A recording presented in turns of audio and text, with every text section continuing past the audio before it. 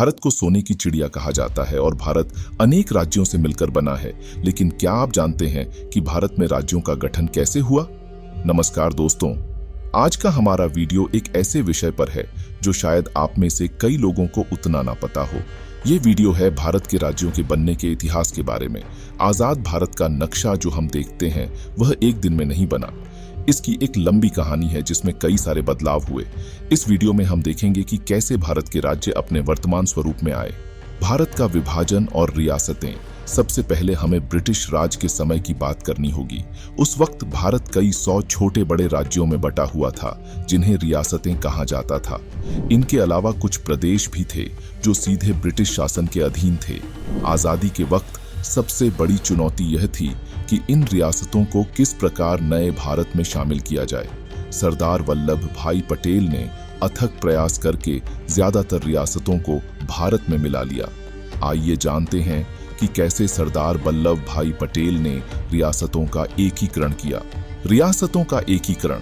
भारत के पहले गृह मंत्री और उप प्रधानमंत्री के रूप में सरदार पटेल ने भारतीय संघ में लगभग 565 रियासतों के एकीकरण में महत्वपूर्ण भूमिका निभाई।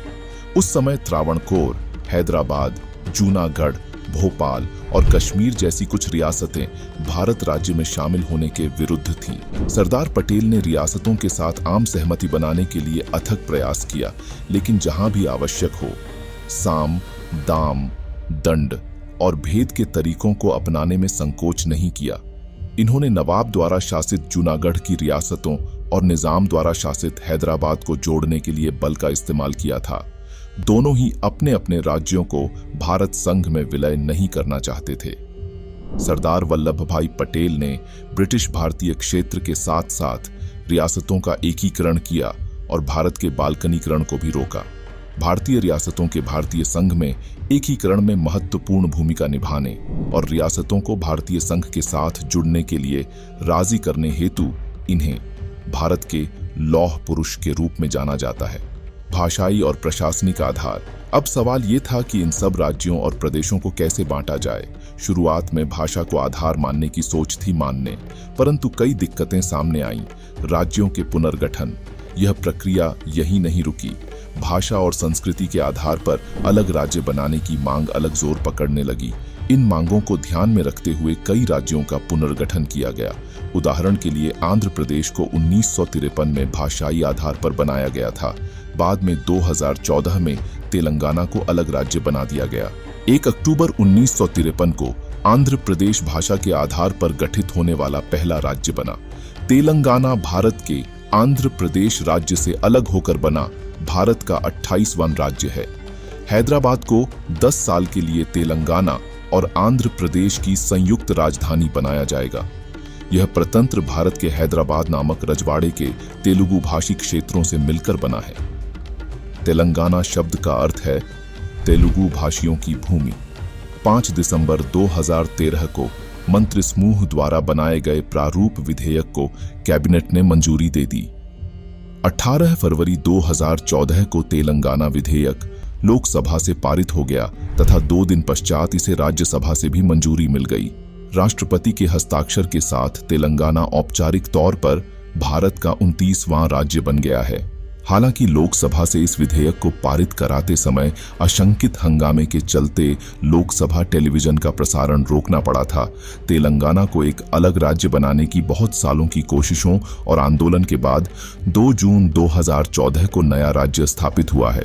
आज जिस तेलंगाना का नाम लिया जाता है वह कभी हैदराबाद और मराठवाड़ा का हिस्सा था, जिसका 17 सितंबर 1948 को भारत संघ में विलय हो गया। छत्तीसगढ़ सन 2000।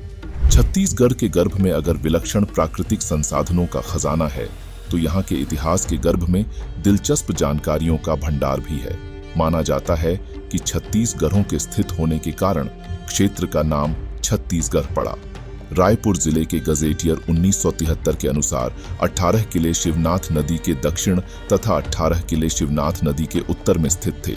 एक मान्यता के अनुसार छत्तीसगढ़ शब्द छेदिशगढ़ का अपभ्रंश है, जो कि इस क्षेत्र में कई वर्षों तक छेदिश राजाओं के आधिपत्य में रहने के कारण उद्धृत हुआ। वर्तमान छत्तीसगढ़ पुरातन काल में दक्षिण कोसल महाकांतार बस्तर का वन्य क्षेत्र दंडकारण्य आदि नामों से अभिहित क्षेत्रों से भी जुड़ा रहा है। छत्तीसगढ़ में देशज राजर्षि तुल्य, शरभपुरीय, पांडुवंश, नल एवं छिंदक नागवंश, फणी नागवंश, सोमवंश तथा कलचुरी वंश के राजाओं के शासन का पुरातात्विक साक्ष्यों में उल्लेख है। इसके साथ ही छत्तीसगढ़ में मराठा तथा स्थानीय रियासतों का शासन और अनेकों जमींदारियां भी रही हैं। छत्तीसगढ़ में अंग्रेजों का भी नियंत्रण रहा है। छत्तीसगढ़ का आजादी के आंदोलनों में भी महत्वपूर्ण भूमिका रही। 1857 की क्रांति में भी छत्तीसगढ़ के वीरों ने अपना महत्वपूर्ण योगदान दिया था। उत्तराखंड सन 2000। उत्तराखंड का गठन 9 नवंबर 2000 को भारत के 27वें राज्य के रूप में हुआ था, जब इसे उत्तरी उत्तर प्रदेश से अलग किया गया था। हिमालय पर्वत श्रृंखला की तलहटी में स्थित यह मुख्यतः एक पहाड़ी राज्य है, जिसके उत्तर में चीन, तिब्बत और पूर्व में नेपाल के साथ अंतर्राष्ट्रीय सीमाएं हैं। इसके उत्तर पश्चिम में हिमाचल प्रदेश है, जबकि दक्षिण में उत्तर प्रदेश है। यह कई ग्लेशियरों, नदियों, घने जंगलों और बर्फ से ढकी पर्वत चोटियों के साथ प्राकृतिक संसाधनों, विशेष रूप से पानी और जंगलों से समृद्ध है। चार धाम बद्रीनाथ, केदारनाथ, गंगोत्री और यमुनोत्री के 4 सबसे पवित्र और पूजनीय हिंदू मंदिर विशाल पहाड़ों में स्थित हैं। यह सचमुच भगवान की भूमि है। देहरादून उत्तराखंड की राजधानी है। यह भारत के उपपर्वतीय इलाकों में सबसे खूबसूरत रिसोर्ट में से एक है, जो अपने प्राकृतिक परिवेश के लिए जाना जाता है। यह शहर दून घाटी में गंगा और यमुना नदियों के झलक क्षेत्र पर स्थित है। झारखंड। झारखंड का गठन 15 नवंबर 2000 को बिहार राज्य से अलग करके किया गया था। यह राज्य खनिज संपदा से समृद्ध है और यहाँ कोयला, लोहा, तांबा, अभ्रक और चूना पत्थर जैसे खनिजों का भंडार है। झारखंड की जनसंख्या लगभग 3.3 करोड़ है। यहाँ की प्रमुख भाषाएं हिंदी, भोजपुरी, संथाली, उड़िया और मैथिली हैं। झारखंड की संस्कृति समृद्ध और विविध है। यहाँ कई आदिवासी समुदाय रहते हैं, जिनकी अपनी विशिष्ट संस्कृति और परंपराएं हैं। झारखंड में कई पर्यटन स्थल हैं, जिनमें रांची के पास स्थित हजारीबाग राष्ट्रीय उद्यान, देवघर का बाबा बैद्यनाथ मंदिर और बोकारो का बोकारो स्टील प्लांट शामिल हैं। झारखंड का नाम संस्कृत शब्द झारखंड से लिया गया है, जिसका अर्थ है जंगलों का देश। झारखंड भारत का एकमात्र राज्य है जहां आदिवासी समुदाय की आबादी बहुसंख्यक है। झारखंड में दुनिया का सबसे बड़ा कोयला भंडार है। झारखंड भारत का सबसे गरीब राज्य है। रांची झारखंड की राजधानी है। यह राज्य का सबसे बड़ा शहर और एक महत्वपूर्ण वाणिज्यिक केंद्र है। रांची में कई पर्यटन स्थल हैं, जिनमें रांची हिल स्टेशन, जगन्नाथ मंदिर और रांची झील शामिल हैं। देवघर झारखंड का एक महत्वपूर्ण धार्मिक केंद्र है। यह शहर भगवान शिव के 12 ज्योतिर्लिंगों में से एक है। देवघर में बाबा बैद्यनाथ मंदिर स्थित है, जो भगवान शिव को समर्पित है। बोकारो झारखंड का एक महत्वपूर्ण औद्योगिक शहर है। यह शहर बोकारो स्टील प्लांट का घर है, जो भारत का सबसे बड़ा स्टील प्लांट है। बोकारो में कई अन्य उद्योग भी हैं, जिनमें सेल, टाटा स्टील और हिंदुस्तान यूनिलीवर शामिल हैं। दोस्तों, हम भारत के बाकी राज्यों के बारे में अपनी नेक्स्ट वीडियो में गहराई से जानेंगे, जिसमें हरियाणा, पंजाब, महाराष्ट्र जैसे राज्यों का जिक्र होगा। अगर यह वीडियो आपको पसंद आई है तो हमारे चैनल को सब्सक्राइब करें। धन्यवाद।